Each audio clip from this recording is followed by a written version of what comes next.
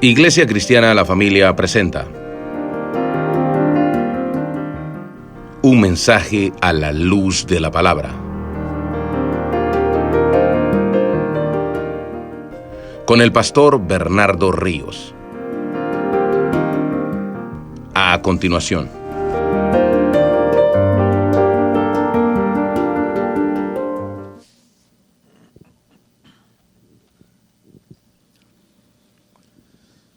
Sean bienvenidos todos a la casa de Dios. Vamos a estar en pie para leer este versículo.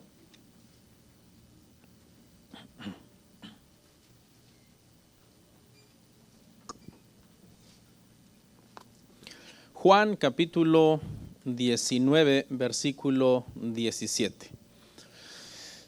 Leo la palabra del Señor y dice así: Y él, cargando su cruz, salió al lugar llamado de la calavera, y en hebreo, Gólgota. Oramos. Padre, este es el momento en que como predicador más necesito de tu ayuda, Señor. Los predicadores muchas veces, impulsados por la pasión dentro de nosotros, algunas veces decimos como Isaías: envíame a mí, yo iré.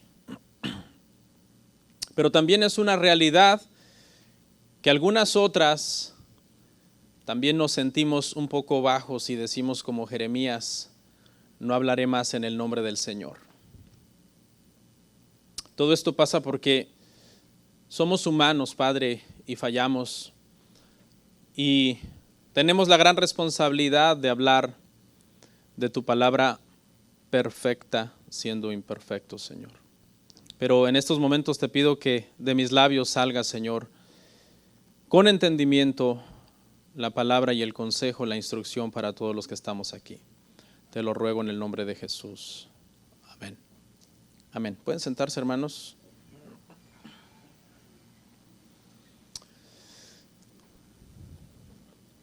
Evangelio de Juan, sermón número 41. ¿Qué les parece? 41.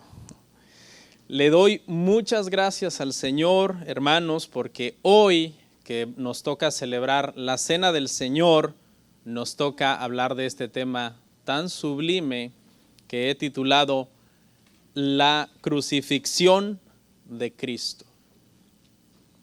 La crucifixión de Cristo, para los que toman notas. Para ponerlos un poco en contexto, en los temas pasados vimos los juicios de Jesús. En medio de esos juicios, la inocencia de Jesús brilló a su máximo esplendor, pero la maldad de los hombres opacó esa inocencia y lo declararon culpable de una forma injusta, yendo en contra de la verdad. En el último verso de nuestro tema pasado, lo que aprendimos fue que tras un estira y afloje entre Pilato y los líderes judíos, Pilato acabó entregándoles a Jesús y ellos se lo llevaron, dice, para ser crucificado. Por tanto, hoy hablaremos de esa crucifixión, la crucifixión de Cristo. Este evento, hermanos, de la crucifixión de Cristo es el clímax de la historia de la redención de los pecadores. La cruz es la expresión suprema del amor de Dios y al mismo tiempo también es la manifestación suprema de la depravación humana. El saber que Dios envió a su Hijo a morir por nosotros a la cruz del Calvario es una manifestación grande de amor. Y al mismo tiempo también ver, hermanos, que las criaturas crucificaron a su Creador, pues nos deja ver también hasta qué punto puede uno llegar como persona, como humano, en la depravación y en la maldad. Nuestro primer encabezado lo titulé Jesús es crucificado. Vamos a ver varios encabezados y vamos a ir dividiendo el pasaje en secciones estratégicamente para terminarlo hoy, porque vamos a ir hasta el verso 42, vamos a terminar el capítulo. Pero si hacemos una buena división de los versos y una explicación concisa de cada sección, bien podemos avanzar un buen tramo.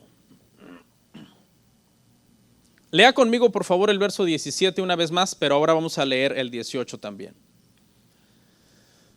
Dice, y él, cargando su cruz, salió al lugar llamado de la calavera, y en hebreo Gólgota. Y allí le crucificaron, y con él a otros dos, uno a cada lado, y Jesús en medio. ¿Okay?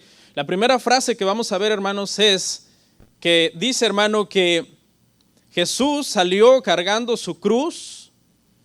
Sabemos que lo iban custodiando, hermano, los soldados romanos, un séquito de hombres lo estaban rodeando, porque por lo general ningún hombre condenado a la crucifixión llevaba su cruz de buena gana, y si no fuera custodiado por un grupo de gente que con lanzas y con espadas lo presionaban, pues la persona condenada al menor descuido de quienes lo estaban acompañando podría escapar. En este caso, hermanos, en el caso de nuestro Señor Jesucristo, en realidad no era necesario este grupo de soldados que lo estaban rodeando, porque Él voluntariamente decidió llevar la cruz y no pensaba escaparse. Así estaba escrito, Él iría a la muerte como un cordero sin abrir su boca, y sin oponer resistencia caminaría de una forma sumisa ante su Padre delante de sus trasquiladores, dice la palabra. El procedimiento romano normal forzaba al prisionero a cargar su cruz sobre sus hombros, pero a Cristo lo crucificaron no porque lo forzaron, lo crucificaron porque Él lo permitió. Nadie lo obligó a salvarnos, nos salvó por amor de nuestras almas. Hay una perspectiva falsa acerca de Cristo, hermanos, que enseña que la muerte de Cristo fue un accidente. Dicen que Jesús realmente fue un revolucionario, un hombre que vino a tratar de derrocar al imperio romano, que ese era su objetivo principal, pero que las cosas le salieron mal y que entonces acabó muerto. Prácticamente le salieron mal sus planes desde este punto de vista, que es, por cierto, una de las perspectivas falsas más peligrosas que existe, porque pone a Cristo en la categoría de un simple hombre que lo que vino a hacer fue una revolución política, cuando en realidad Cristo era el Dios encarnado que vino a imponer un reino espiritual en el corazón de cada una de las personas. Dice que el lugar al que se dirigía se llama de la calavera, o en hebreo Gólgota. Jesús salió fuera de Jerusalén, así estaba profetizado. En Levíticos 4:12, 16, 27, dice que los sacrificios por el pecado tenían que hacerse fuera del campamento.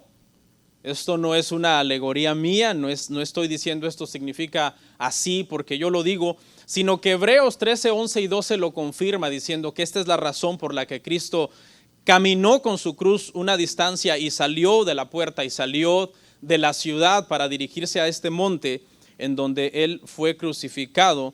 Entonces, Hebreos nos da realmente la razón teológica del por qué Jesús padeció fuera, dice, de la puerta de la ciudad, porque así estaba escrito, así era como eran ofrecidos en sacrificio, valga la redundancia, los sacrificios por el pecado del pueblo, y Cristo vino entonces a hacer el sacrificio por el pecado del mundo, y de igual manera salió fuera de las puertas, fuera de la ciudad.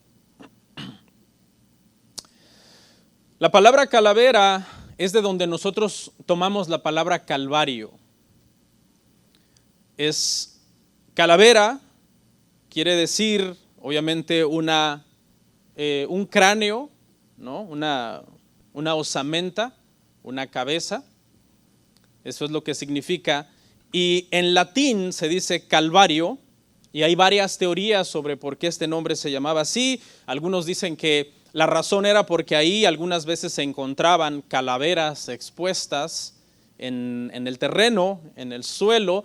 Hay gente que dice que esto es imposible porque eso era algo abominable para los judíos. Ellos de hecho tenían una ley que las personas tendrían que ser por fuerza sepultadas de una manera correcta, y tratando de que los animales, aquellos que son animales de rapiña, no fueran a excavar para extraer los cuerpos. Una teoría un poco más aventurada dice que la razón fue porque en un tiempo ahí se encontró la calavera de Adán. Esto es muy poco probable, no existía el ADN, Adán no había dejado el ADN suyo en un banco de ADN y no había probabilidad de que un forense dijera esta es la osamenta de Adán. Todos se inclinan a que lo más probable es que en este lugar hay una formación rocosa con la forma de una calavera, y por eso entonces se llamaba así el lugar de la calavera. Y vemos la palabra en 3 idiomas: en español calavera, en hebreo Gólgota, que quiere decir lo mismo calavera, y en latín Calvario, ¿no? Como de hecho hay iglesias que se llaman así, Iglesia del Calvario o Monte del Calvario. Porque muchas veces cuando oímos de la palabra Calvario, inmediatamente ¿qué pensamos? En suplicio, ¿no? En sufrimiento. De hecho, cuando alguien la está pasando mal, dice aquí estoy en este Calvario. Pero realmente la palabra no significa suplicio o tormento, ¿no? Sino que significa calavera. Entonces una iglesia que se llama Monte del Calvario se llama en realidad Monte de la Calavera, ¿no? Etimológicamente hablando de la palabra. Y allí dice, le crucificaron. La crucifixión, hermanos, era la forma de ejecución más humillante que existía. Estaba reservado para lo peor de la sociedad, para la parte de la sociedad más baja, para los esclavos, para los bandidos y para los prisioneros de guerra que se rebelaban en contra del gobierno. Pero aún los romanos más malvados, dice la historia, que por lo general no eran crucificados. O sea, el romano más malvado por lo general no era crucificado porque tenía sus derechos romanos que lo protegían. Sí podía llegar a ser crucificado un romano, pero únicamente bajo una orden expresa del emperador. Que él mismo dijera, yo sé que es romano y le vamos a violar sus derechos, pero su acción fue tan grave que crucifíquenlo. Y allí entonces dice que pusieron al Señor. Siempre ha existido una pregunta acerca de por qué, hermanos, Jesús se angustió tanto en la cruz. Él sabía que había venido a eso, él sabía que esa era la copa que el Padre había preparado para él, y sin embargo lo vemos angustiado, sudando gotas de sudor como grandes gotas de sangre, rogándole al Padre en oración, si es posible pase de mí esta copa. Y la gente se pregunta entonces por qué esta fue la postura de Jesús antes de su muerte, cuando la postura de otros mártires, como por ejemplo Policarpo o algunos otros, se dice que cuando murieron cantando. Y la explicación, hermanos, es que ningún otro mártir en la historia de los mártires llevó el tipo de dolor que Jesús llevó en la cruz. Por lo menos 4 tipos de dolor diferente que Jesús llevó en la cruz. Otros mártires, aparte de él, no llevaron estos 4 tipos de dolor. El primero fue el dolor físico. Jesús fue sometido a una tortura insoportable. La crucifixión, la ejecución por crucifixión fue inventada por los persas, pero dicen los historiadores que los romanos perfeccionaron el arte de torturar al crucificado al punto que podía extendérsele la vida lo más posible para que gustara plenamente la muerte en cada segundo. Este tipo, hermanos, era un dolor en su máxima expresión. El segundo tipo de dolor es el dolor de cargar con el pecado. Este dolor no lo ha llevado ningún otro mártir en la historia de la iglesia cristiana, excepto Cristo. Porque cuando un cristiano verdadero, cuando un hijo de Dios peca, lo que experimenta es un profundo dolor por la culpa, un dolor por haber ofendido a Dios, por haber hecho algo que agrede la santidad de Dios. Cristo entonces llevó el dolor del pecado de millones y millones de seres humanos que Él iba a salvar. Ese dolor fue también diferente del dolor que cualquier otro mártir haya tenido, porque ningún otro mártir ha llevado el dolor de ningún otro ser humano, el dolor del pecado, excepto Cristo. El tercer tipo de dolor fue el dolor del abandono de Dios. Hubo un momento en que Cristo dijo: Padre mío, ¿por qué me has desamparado? ¿Por qué me has abandonado? Dicen otras versiones. El Padre y el Hijo, desde nuestra teología, son coeternos, quiere decir que siempre han existido. No ha habido un momento en que uno de los dos no ha sido, y siempre han estado juntos en esencia, porque Dios es uno en esencia. Y entonces este momento en que el pecado del mundo está sobre los hombros de Cristo, hay una especie entonces de separación. Obviamente no es una separación total, es imposible, pero en este momento Dios da la espalda a su Hijo, no porque esté desagradado con su Hijo, porque Él haya pecado, sino porque el pecado del mundo está sobre sus hombros. Tampoco es una acción emocional de Dios estar llorando diciendo: ay, no aguanto tanto el sufrimiento de mi Hijo. No, sino que fue una expresión, hermanos, prácticamente de desagrado por el pecado del mundo que estaba sobre Él. Y el cuarto tipo de dolor es el dolor de la ira de Dios. En el dolor anterior del abandono de Dios, Dios le da la espalda a su Hijo por un momento, pero en este tipo de dolor de la ira de Dios, Dios se vuelve entonces sobre su Hijo y desata la furia de su ira a causa del pecado del mundo que está sobre Él. Todo esto es lógico que el Hijo se angustiara de forma terrible, pues siendo santo y sin mancha llevaría el pecado de los hombres. Todos los mártires en la historia de la iglesia han muerto por sus propios pecados y no han llevado el pecado de nadie sobre sus hombros. Cristo murió no por sus pecados, sino por los pecados de millones que Él llevó sobre sus hombros. Aquí está la razón de por qué su angustia. Su angustia viene porque Hebreos 12:3 dice que lo que Cristo llevó fue tal contradicción de pecadores. Es decir, su muerte fue una contradicción. Su muerte como un pecador fue una contradicción porque no ha existido nadie más santo que Él, nadie más perfecto que Él. Y para terminar esta parte dice que con Él crucificaron a otros dos, uno a cada lado, y Jesús estaba en medio. Estos dos hombres, hermano, estos dos malhechores que están a la par de Cristo, uno a cada lado, nos da un mensaje, ¿no?, acerca de cómo las personas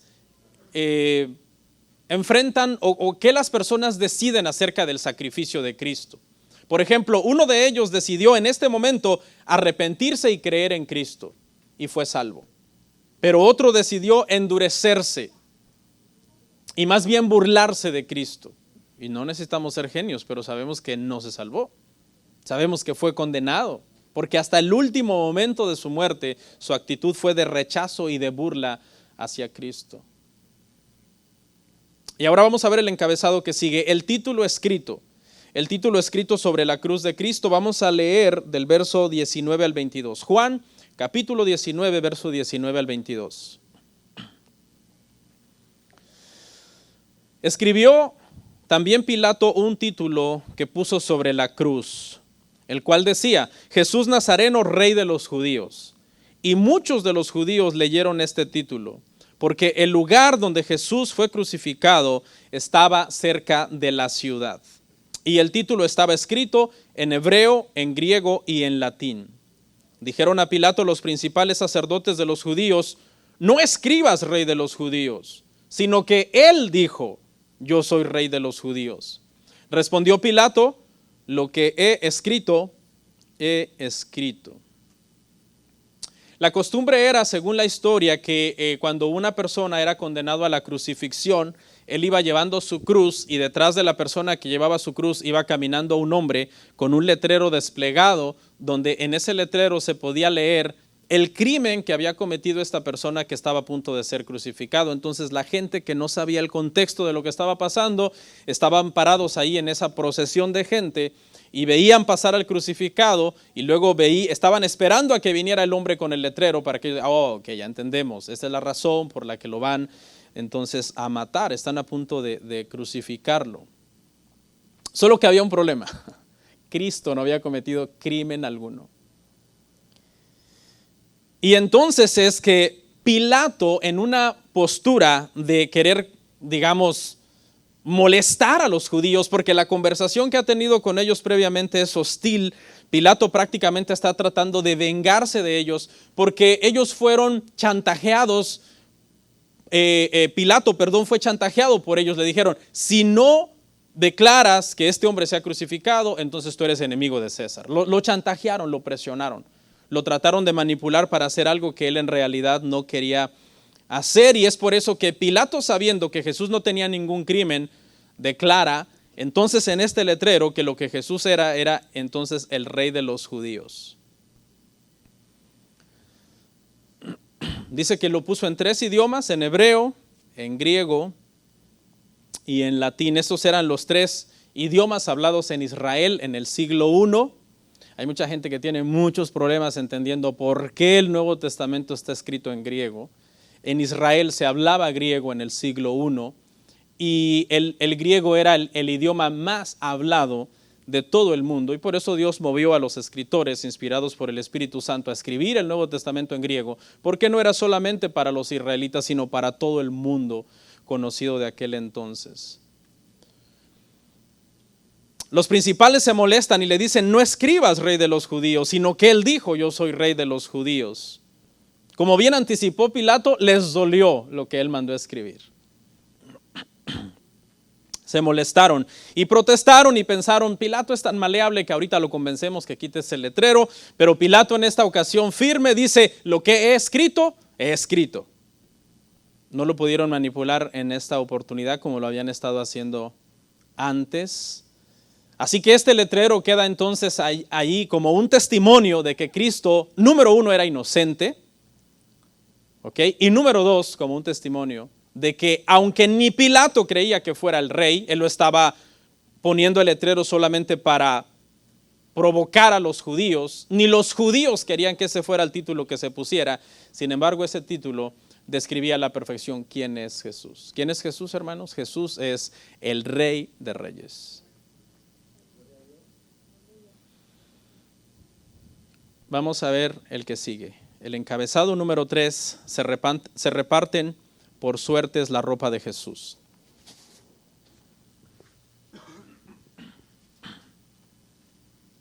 Juan 19, 23 al 24.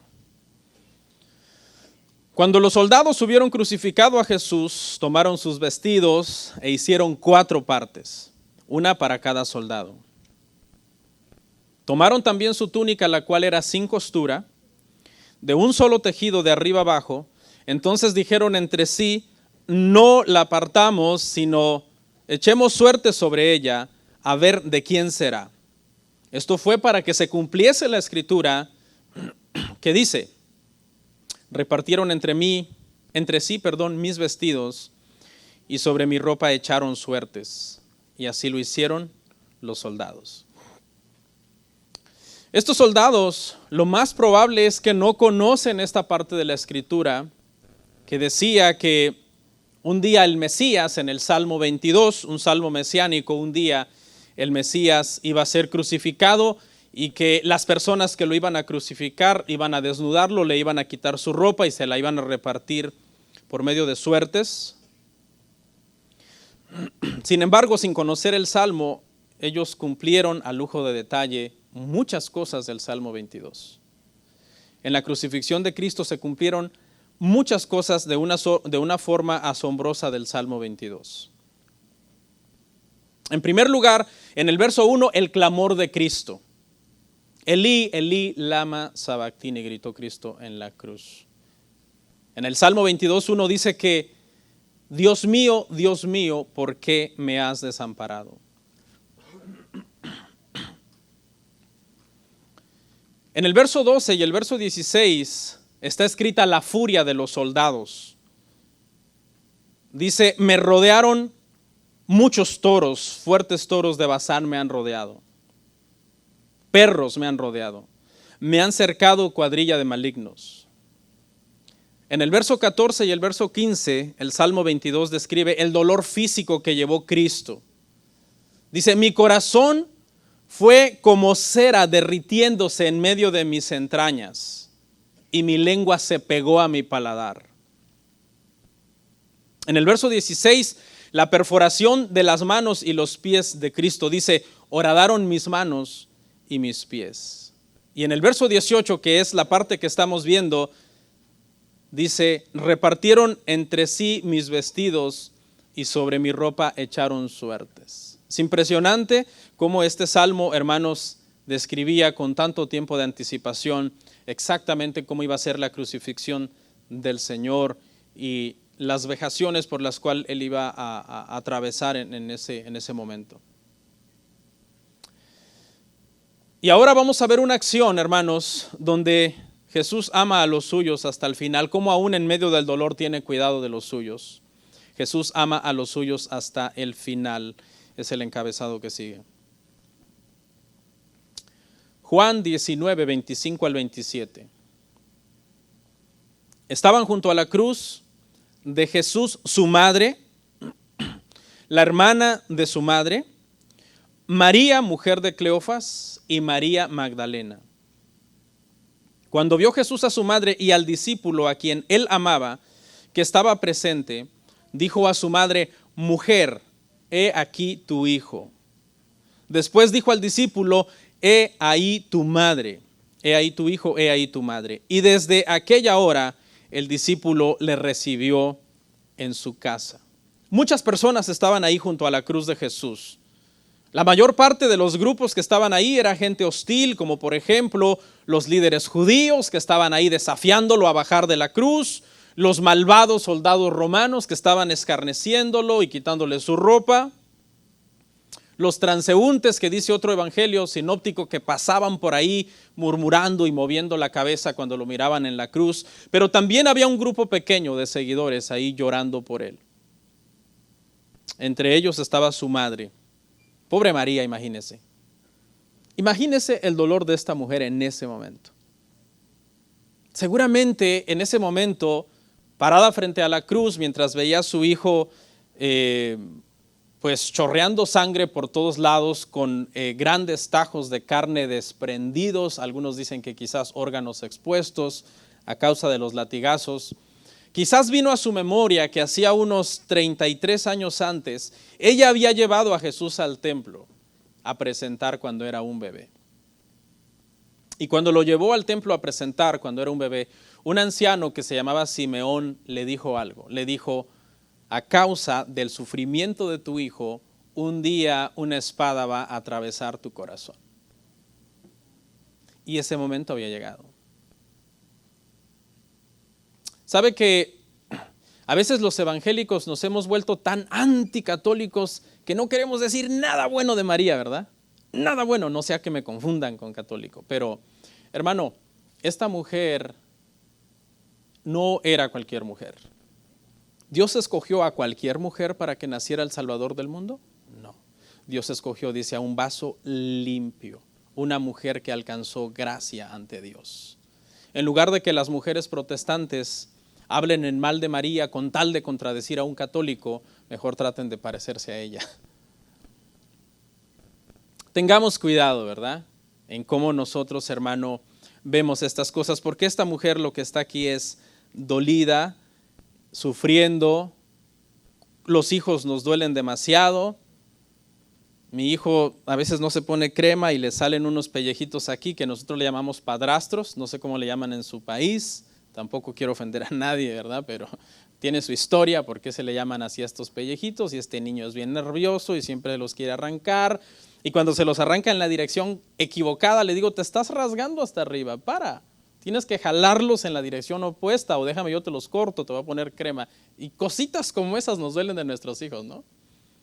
Entonces, imagínese, hermano, cómo está en este momento el corazón de esta mujer, ¿no? Y le dice, cuando vio, dice Jesús al discípulo que amaba y a su madre, le dijo, mujer, he ahí tu hijo. Después dijo al discípulo, he ahí tu madre. En el momento de la agonía, cuando el Señor, hermanos, está llevando el pecado del mundo y la ira de Dios está reposando sobre él, él todavía se preocupa con ternura y tiene cuidado de los suyos. No temas porque el Señor está contigo. Aún en los momentos más difíciles, hay una razón social de por qué Cristo está haciendo esto. Se cree que María para estas alturas es viuda, Jesús es su primogénito, Jesús es su hijo mayor. Por tanto, si ella es viuda y su hijo mayor está a punto de morir, es probable que quede desamparada, y por eso se la entrega al apóstol Juan, que es el escritor de este libro, y él dice que desde ese día la recibe en casa. Jesús tiene cuidado de nosotros, hermano, hasta el último momento. Y ahora vamos a ver un encabezado que titulé Jesús tiene control de su muerte. Jesús tiene control de su muerte. Verso 28 al 30, Juan 19, 28 al 30. Después de esto, sabiendo Jesús que ya todo estaba consumado, dijo para que la escritura se cumpliese, tengo sed. Y estaba allí una vasija de vinagre. Entonces ellos empaparon en vinagre una esponja y poniéndola en un hisopo, se la acercaron a la boca. Y cuando Jesús hubo tomado el vinagre, dijo, consumado es. Y habiendo inclinado la cabeza, entregó el espíritu. Tengo sed. Estaba escrito, Salmo 69, 21, que en su momento de muerte le darían a beber vinagre. Es la última profecía por cumplirse en la vida de Jesús mientras Él está vivo. Todavía se cumplen muchas otras después que Él muere, como por ejemplo que lo sepultaron entre los ricos. Pero antes de morir, esta es la última. Jesús está esperando a que llegue este momento en que Él dice, tengo sed, y en el momento en que le dan vinagre, entonces significa que todo ha terminado, porque todas las profecías que tenían que cumplirse mientras Él estaba vivo, se cumplen con esta última y final. Y es entonces que inclinando la cabeza, Juan no nos cuenta tanto el humor de la expresión, pero Mateo 27:50 dice que lo grita a gran voz, consumado es. No murió en debilidad, murió en poder. Había perdido muchísima sangre, había sido lastimado de una forma extraordinaria, pero Jesús ha sido, hermanos, el hombre más hombre que ha existido en esta tierra, el más fuerte, el más valiente.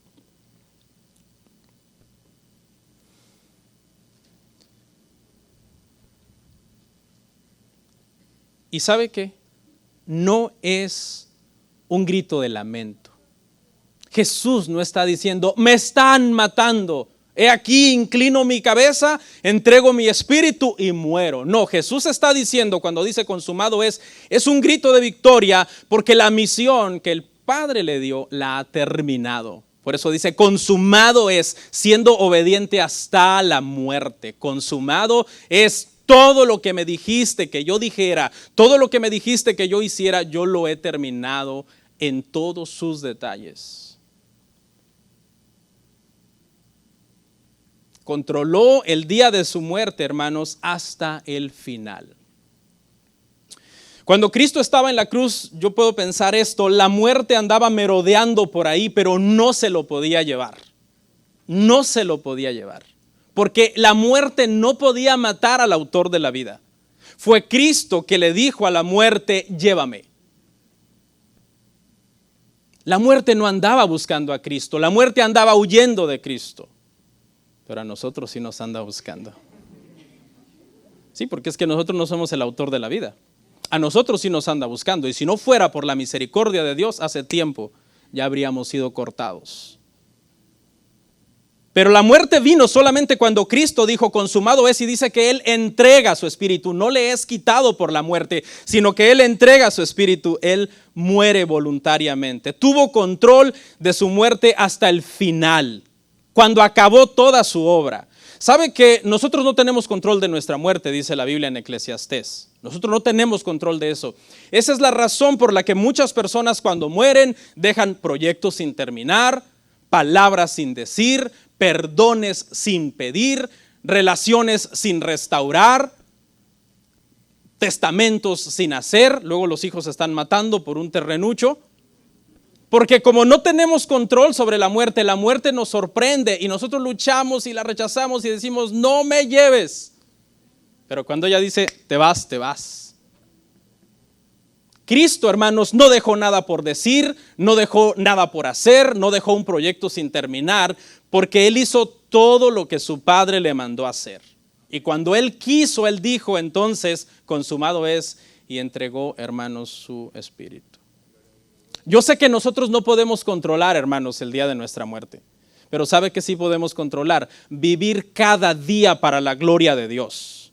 Vivir, hermano, tratando siempre de tener relaciones sanas con los demás. Para que no quedemos en ese día postrados con remordimientos, con culpas. Ay, hubiera hecho esto. Les hubiera dicho a mis hijos que los amaba. Le hubiera pedido perdón a fulano, a fulana, que no lo amo, que estoy resentido contra esa persona.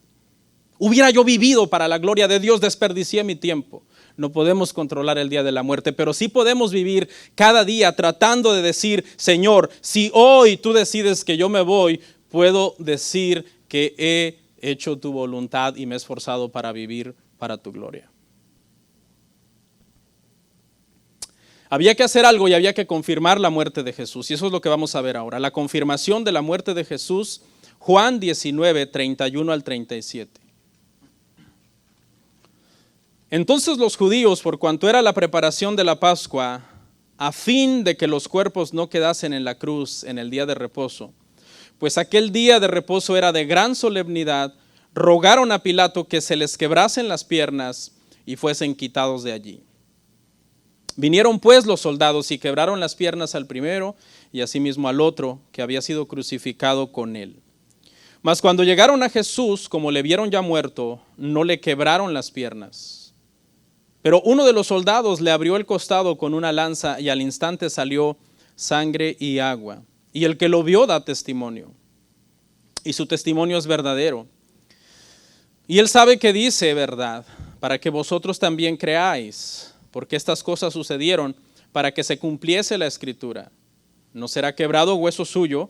Y también otra escritura que dice, mirarán al que traspasaron. ¿Sí ve? Todavía con su muerte sigue cumpliendo profecías.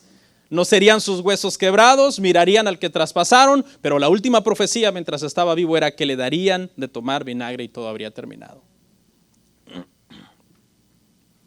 Dice que este es un día especial, es un día de gran solemnidad. Históricamente se ha estudiado, aquellos que son expertos en los calendarios, hermano, y que observan los astros y que pueden determinar que en el año tal, antes de Cristo, hubo un eclipse y que duró tanto, y son los mismos que pueden determinar que en un futuro habrá un eclipse y que será parcial o total en tal o cual parte del mundo y que durará tanto. Bueno, estas personas han llegado a la conclusión entonces de que este día fue un día en que cayó entonces la Pascua y se estaba celebrando la Pascua.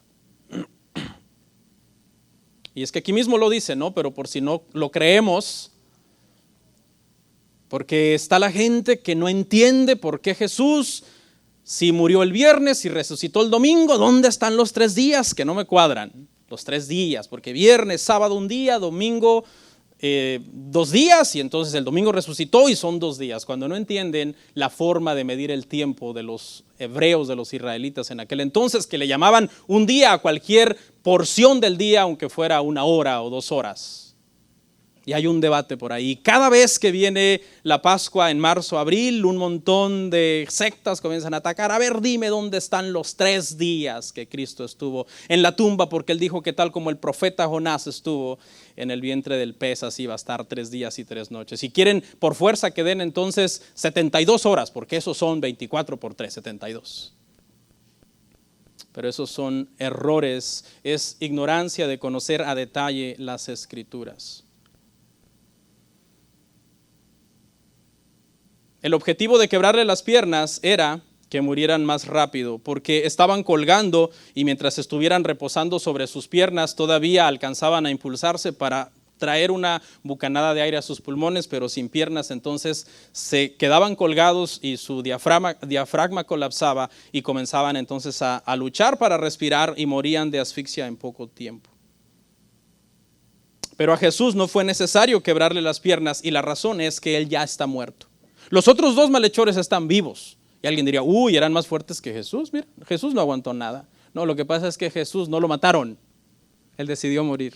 Cuando acabó su obra, Él decidió irse.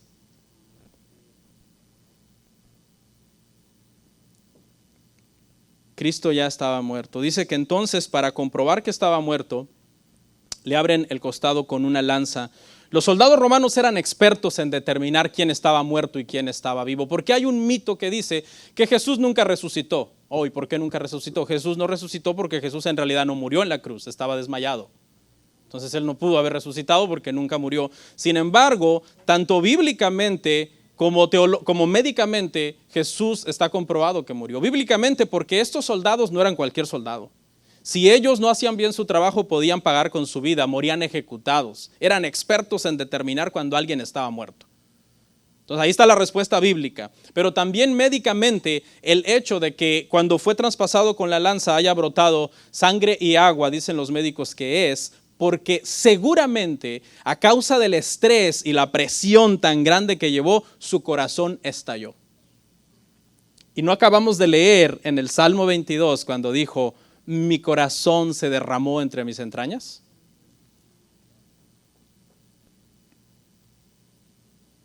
Y esa es la razón por la que entonces cuando es perforado, mucha agua y mucha sangre sale de su cuerpo. Y por último, la sepultura de Jesús, Juan 19, 38 al 42.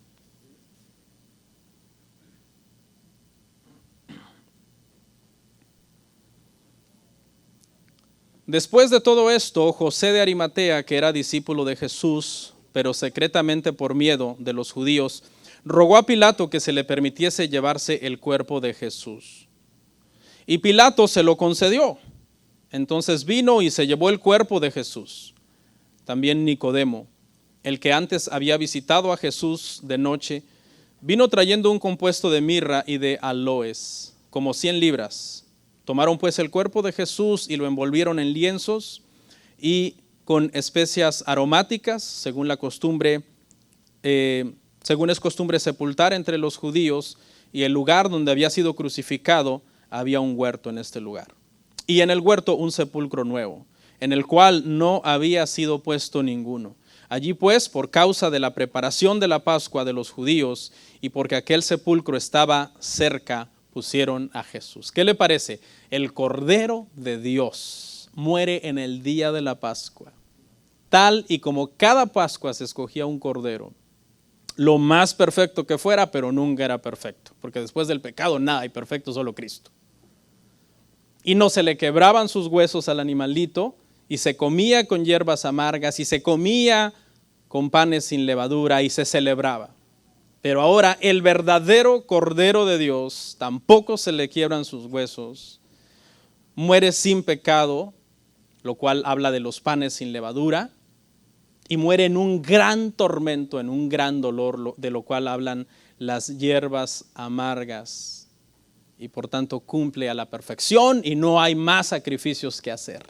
No hay más sacrificios que hacer. Porque Él nos salvó. Y nuestra salvación está completa en Él. No hay absolutamente nada que le puedas añadir a tu salvación. Si tú eres hijo de Dios, si has nacido de nuevo, el Espíritu Santo habita dentro de ti, Jesucristo habita dentro de ti, el Padre habita dentro de ti. Dice que estos dos hombres, José de Arimatea y Nicodemo, estos hombres eran importantes cuando los vemos a ellos en la Biblia. No eran cualquier persona, por lo menos Nicodemo se cree que era parte de los líderes judíos. José de Arimatea, un hombre rico. No fueron durante la vida de Cristo, no fueron abiertamente sus discípulos, sino como en secreto. Nicodemo se acuerda cuando se encontró con él y el Señor le dijo que le era necesario nacer de nuevo. Aquí podemos entender que Nicodemo fue afectado de una forma muy tremenda por esa noche en que habló con Jesús. Y quizás todos estos meses, todos estos años ha estado meditando, y cuando Cristo muere, se hace parte de este grupo que entonces lo bajan de la cruz, piden el cuerpo a Pilato, lo preparan para la sepultura. Pero hasta aquí, estos dos hombres todavía tienen un problema. ¿Cuál es? El problema es que están preparando a Jesús como que Jesús no va a resucitar. Había en su corazón todavía imperfección en su fe. Porque si ellos hubieran estado seguros, tal y como Cristo les dijo, Él lo dijo muchas veces, el Hijo del Hombre será crucificado, pero se levantará de entre los muertos. Entonces no hubieran hecho toda esta preparación de las especias y todo este protocolo judío que se seguía para con los muertos, tratando de alargar un poco el tema de la corrupción de la carne. Y ellos no lo sabían a ciencia cierta, pero realmente lo que estaba a punto de suceder transformaría al mundo para siempre. Y eso es que Cristo se levantó de entre los muertos. Vamos a orar. Comparte, suscríbete, dale like. Gracias por tu sintonía. Hasta la próxima. Bendiciones.